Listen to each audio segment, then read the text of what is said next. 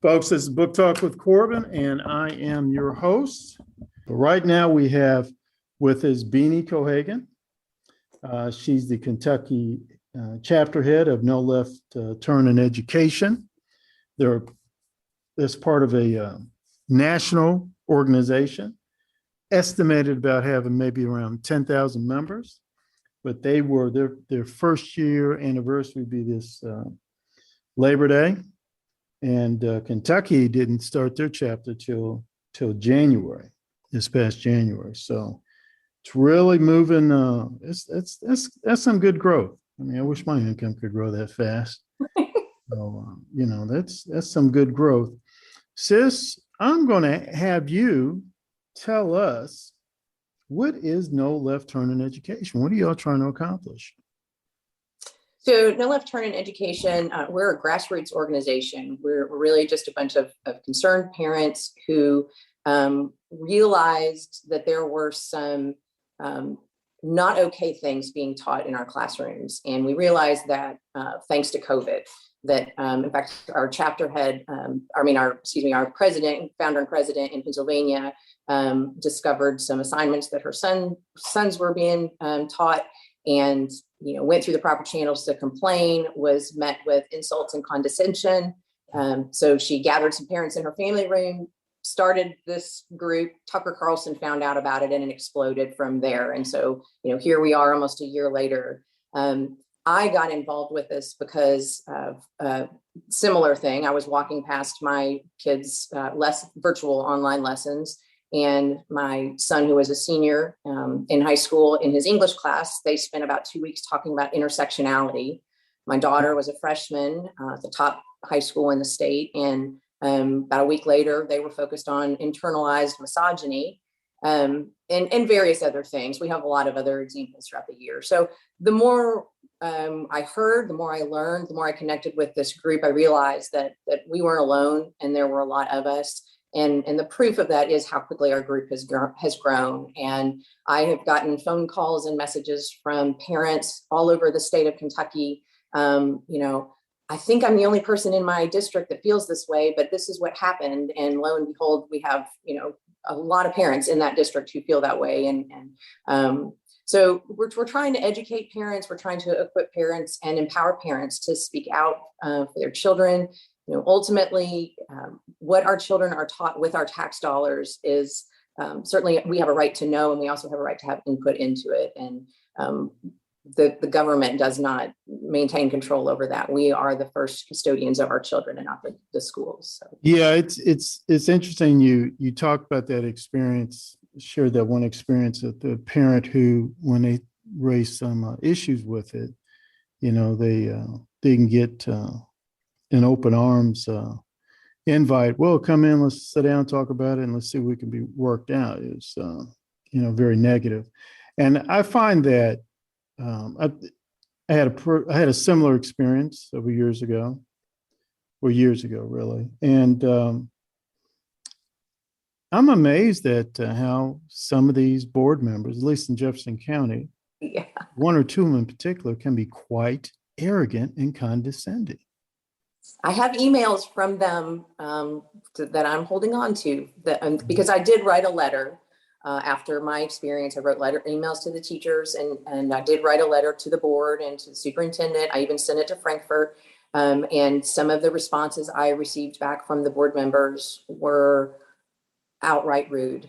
And I'm thinking, I'm the parent. I do have a teaching background. I have a degree in elementary education and special education. I know a little bit about what I'm talking about. I've been involved in the school system for over 20 years now. Mm-hmm. And for them to respond to me that way, I thought was very unprofessional, not to mention unkind and just rude. So yeah, I think that, to not be able to even have a conversation about this is really interesting. And that's what is happening right now when parents are bringing concerns to either their school or the board, saying, we don't want critical race theory in the classroom. We're being shut down, saying, well, it's not happening. Just leave us alone, walk away. And it's like, well, but we actually have examples of this. Maybe it's not called that, but it's taught that way through that ideology. And so it's, the fact that they won't have a conversation about it causes concern, because I have a little saying that I took from someone else, but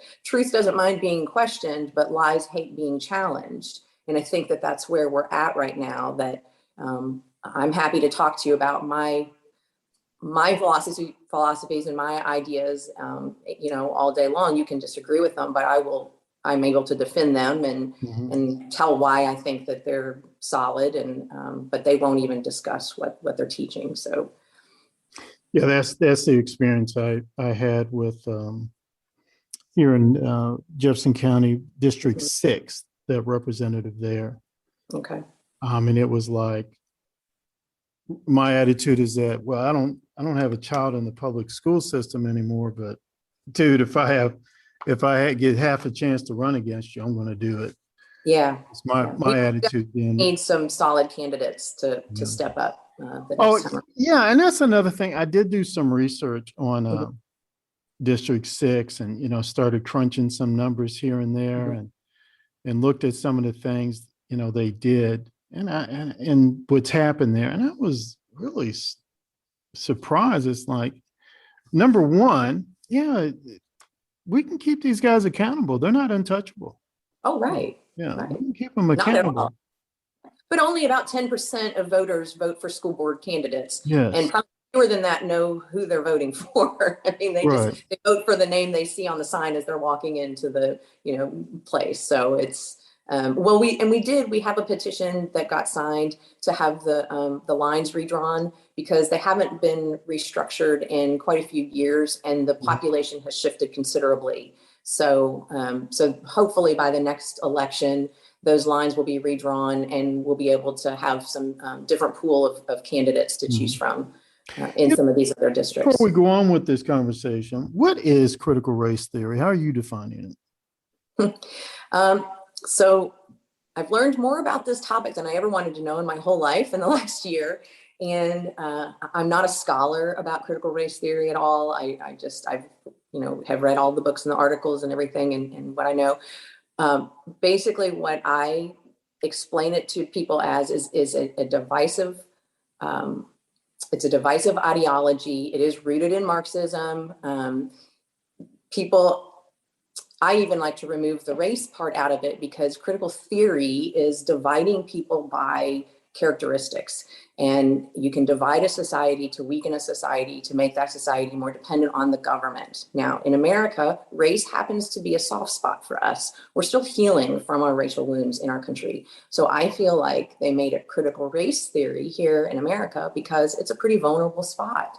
And if you say that you oppose critical race theory, then of course, the label you automatically receive is you're a racist, which, they can choose to divide us however they want. If it doesn't work with race, they'll go after gender, class, religion, ethnicity, whatever it is. It's about dividing people. And oftentimes, usually it's dividing people by immutable characteristics that they can't change. There's nothing I can do about being a white woman. Not a thing. I can't change it. It goes against what Martin Luther King taught. We're back to judging people by the color of their skin. We have given up judging people by their character. It's really unfortunate. So I just see it as a very divisive ideology.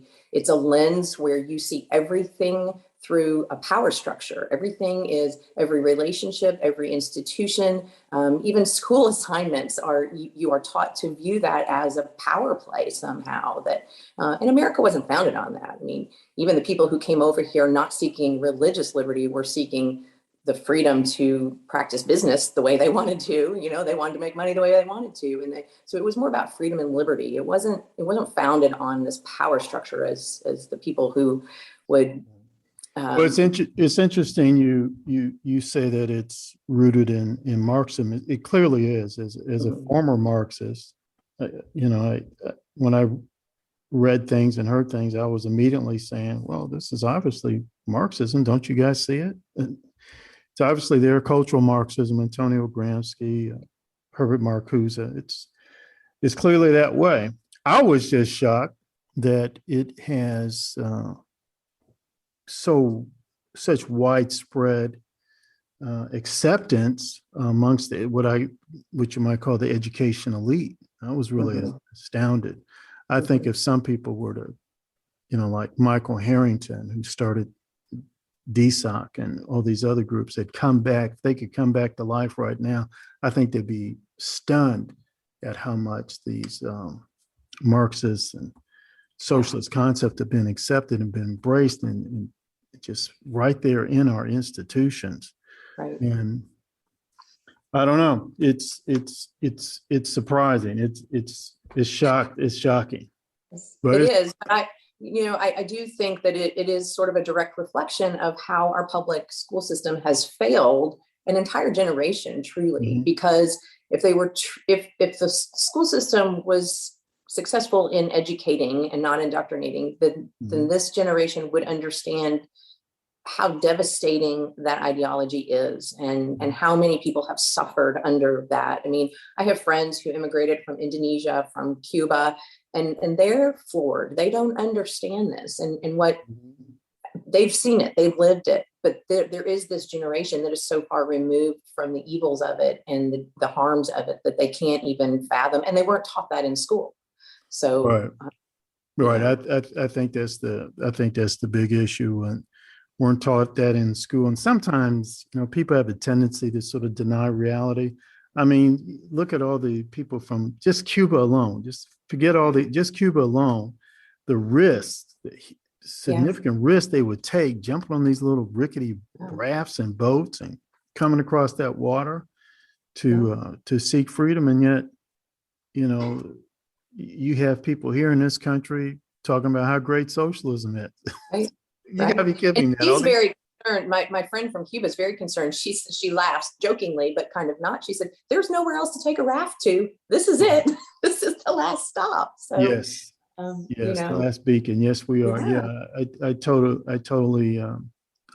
agree with her. Even though, like you say, she's probably saying it in a funny way, humorous way. Yeah, she's absolutely correct.